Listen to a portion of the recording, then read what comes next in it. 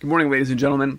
The United Nations has just issued a dire warning that we are entering a time of global food shortages. This is no longer Christian at the Ice Age Farmer channel with his crazy YouTube crackpot conspiracy theories. Now, this is directly from the UN and from other world governments, and it's happening now. And we must prepare and help our neighbors figure out what's going on and get our communities in gear right now. The UN, of course, is blaming those pesky nationalists and their protectionist policies they're literally calling countries hoarders and saying that's why tens of millions of people are about to starve to death is because of nationalism. Let's take a look. Protectionist policies and shortages of workers could see problems starting within weeks.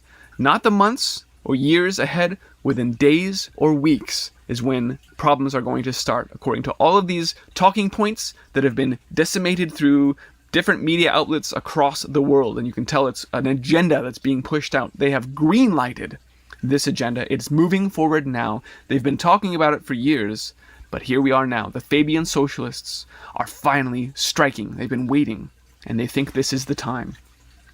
Quote, "The worst thing that can happen is that governments restrict the flow of food," according to the FAO officials, and yet that's exactly what's happening, with Russia, as the #1 grain exporter in the world, starting to mull export limits and make sure that they have enough food for themselves. They're not the only one. We'll come back to that. And look at what the UN says. Quote, "All measures against free trade will be counterproductive." It's funny, even though the stakes are so high, just because it's so blatantly globalist promoting in your face. Anything you try and do to protect your country will work against your interest. It's almost a direct threat. If you try and save yourself, it's not going to work. And as I said, it's not just the UN putting out this warning.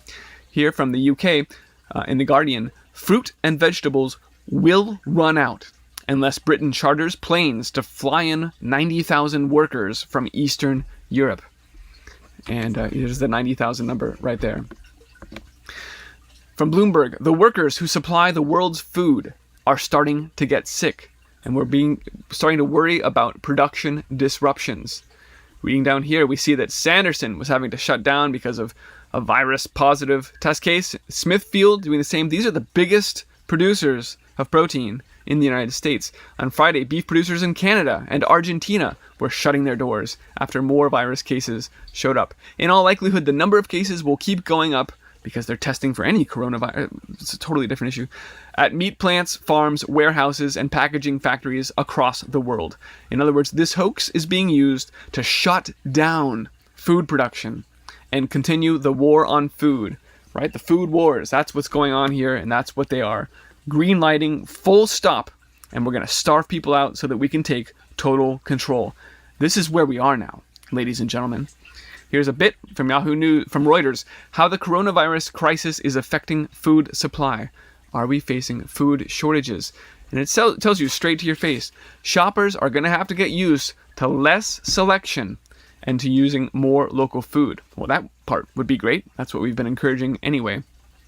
With many planes grounded and with reefer ships hard to find after the crisis in China, fruit and vegetable suppliers are struggling to get their goods where they're supposed to go. Remember that headline from last time? There's plenty of food in the world, but it's not where we need it to be, and this is going to cause problems. So like I said, there are many media outlets across the world issuing these talking points, UN warning of global food shortages. Countries are beginning to hoard their own food. Look at the language used there. It's those pesky nationalists. And even from Dubai, countries beginning to hoard food, sparking fears of shortages. Is this a wave of food nationalism that will disrupt the food supply chain and the trade flows? No, it's not. Here's a bit of truth, actually, from Reuters. North American farm suppliers are racing this virus spread to try and get ahead of the planting season. Biggest farm suppliers are trying to accelerate their shipments of fertilizers, seeds, and agricultural chemicals and other inputs to the crop-growing regions in an unprecedented race against the virus, which is threatening to disrupt our planting season. The timing could not be worse for farmers who are trying to prepare to plant their crops, but disruptions in each of these things is going to reduce harvests for the United States. And of course, it's not the only weak link in our food supply chain. We see groceries that are being forced to shut down grocers. We've seen meat processing plants and other food processing and meat packers and food distribution all being shut down over fears of the virus or over a single person testing positive. And other people are just desperately trying to give their workers bonuses and doubling their overtime pay, trying to keep their operations running. But it's not working. They're shutting down more and more. And they'll be forced to. And we see the governor of Oregon even warning that they won't be able to provide basic services in the weeks and months ahead. Well, if that means power and water, then that's going to affect everything. All of these people, all of these links in our food supply chain that keep people fed. And people seem to know that there's a problem here because they are running out to garden supply stores and trying to get these things online, but increasingly they are finding shelves are empty there too. And the seed shortages that had started are now becoming more pronounced. You see groceries and nurseries like this one saying, we're going to be shut down because we just can't operate in these quarantines.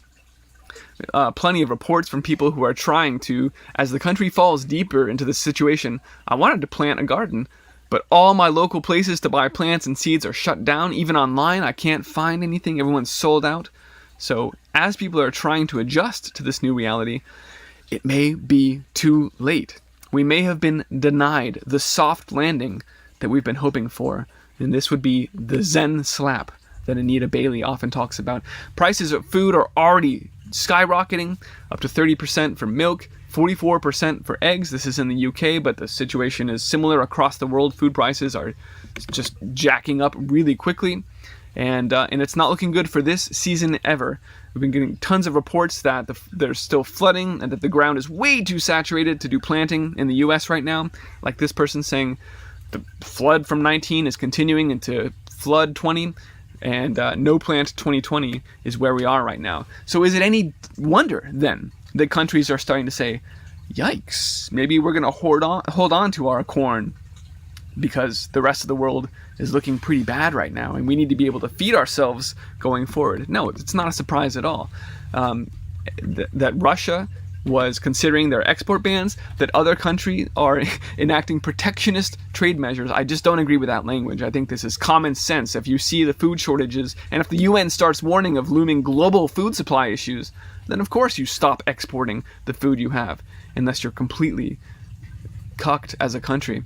So yeah, there's plenty of cases in Canada and other countries where they're enacting these policies, and we're not talking about like rinky-dink producers here. We're talking about like Argentina, where we saw they were stopping exporting their soy meal, which is one of the number one animal feed in the world. This is major producers, major suppliers across the world, and they're shutting down. They're stopping their exports. Now, it's no surprise that the UN is taking this language, this narrative, because, as I said, this was the plan. This has been in the script for years, described most recently by George Soros-funded, John Podesta executed food chain reaction game, which was done hand in hand with the events of Event 201, about which I'm sure you've heard by now. And you can see right here, we see the isolated actions of a few can negatively affect many. In other words, those countries with nationalists like Trump, they were trying to protect themselves, but it was they who were responsible for the global food collapse. And again, look at the language here. No one nation or organization can successfully address global food security. That is exactly the globalist language that we saw coming out of the World Health Organization about the virus. Look at it from Dr. Tedros. He's not even a doctor. No one country or organization can stop this outbreak. These are the appeals for global government. And as I said, when you look at Event 201, the coronavirus pandemic exercise that Bill Gates did just in November, it talked about farmers getting sick and how that affected the global food supply. Just as in the food chain reaction game, which happened to take place this year in 2020, the food system was under stress from a number of factors and kicked over the edge by an outbreak of disease. There are so many tie-ins between these two agendas, and both of those scripted, the pandemic and the global food shortages, are now in execution mode. They're being acted on. They've been green-lighted, And here we are. We see the script being followed to a T. And as I've detailed at great length, particularly in my video, Global Food Rationing, we went down the IPCC's report of their recommendations. You should be drinking cockroach milk. You should be eating insect protein. You should not be eating meat. You must reduce your food waste. They have these points that they want to achieve in their agenda. And those things that are too hard, how do you get people to stop wasting food? How do you get them to start eating bugs? Well, you lock up the pantry for a while. You take away their food until they acquiesce. And that's where we are now. Ladies and gentlemen, it is an uncomfortable reality, and we're going to watch starvation in places we would prefer not to see it. But that is how they intend to push these points of their agenda forward. And I remember taking apart, you look at South Korea, where they've already started taxing people on the food that they throw away. It takes a couple different forms, but you can see we had to buy special garbage bins that are priced based on volume. This is why they've been pushing so hard on the blue bin for recycling and the green bin for compost, because you're going to be taxed on these things going forward. Of course, cockroach milk, which I mentioned in my last video, and a lot of people didn't believe me, this is literally the way they want us to be fed going forward. They want us drinking synthetic beverages from cockroach protein. They want us, and they have been funding, billionaires have been putting billions of dollars into ag tech and into insect proteins, these indoor roboticized beetle tofu farms. This is the farm of the future in the eyes of the United Nations and these technocrats. This is how they intend to keep the slaves fed. Robotic farms with insects. It's disgusting, but that's what they intend to do. And there's other things that are squeezing our food supply right now. We see with the ethanol plants shut down, they're not producing any of the DDGs, which is an animal feed. That's coupled with the fact that, like I said, the soy meal is not being exported by Argentina anymore. So meat producers are being squeezed on all sides, and they're going to be especially hard for this. They're just shutting off the meat. That's how they're going to get people to buy the fake meat. They're just going to shut it down. Here's the Argentina. They are enforcing the movement, controlling the movement of farm produce through their jurisdictions. In other words, they're locking down the food supply, which the UN just said was the worst thing that could happen. They're following the script to a T.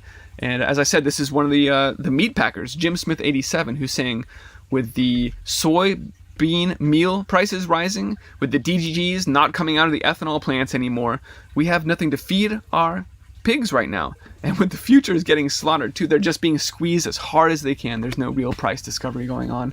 It is, as this thread says here, the perfect storm for meat production. And the supply is already showing to be quite thin. From King's 1973, who was a meat packer, saying, all of my frozen meat on the pork side, ribs, butts, loins, it's completely wiped out. It's a huge inventory problem. Chicken, the same thing. All of our frozen supplies are dwindling right now. So they're just going to shut off the meat and then issue your insect protein. And ladies and gentlemen, the way that we get around this issue, the only rational response to this, and frankly also the best way to fight this global totalitarian takeover, is to become less dependent on the systems that are failing anyway. We need to start growing our own food. And if you don't feel like you know how to do that, or like you know how to weather times of global food shortages, if this is all just way too much for you, remember that your ancestors have been through these sorts of things before in the past. You have it in your DNA. You know internally what you need to do to get through this. And it's to become the producer of your own food. Grandma survived these times before we did because she had a local supply chain. She grew her own food and she knew how to store it and keep those inventories up. And she lived with other people that were doing the same thing, and they supported each other. If one person had a bad season, don't worry, you have neighbors who are growing their own food too, who can help you through. That is the human way. That is the way that we need to move forward, is actually to look back at how it's been done in the past. I'm not going to belabor this. I've got a whole YouTube channel about the things that have been going on and how we've gotten to this point. But it's important to call out that the Fabian socialists are seizing now. They've been waiting, and they think the time is now for their totalitarian takeover. So I will stop short and just keep it at this. The UN is warning that these food shortages are starting now. We must let everyone know. We must start growing our own food.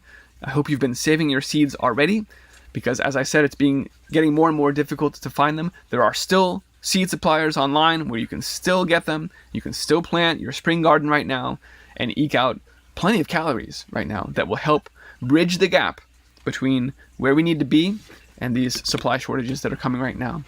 One last point. It's almost laughable because I think this is now the biggest hoax that's ever been perpetrated upon humanity.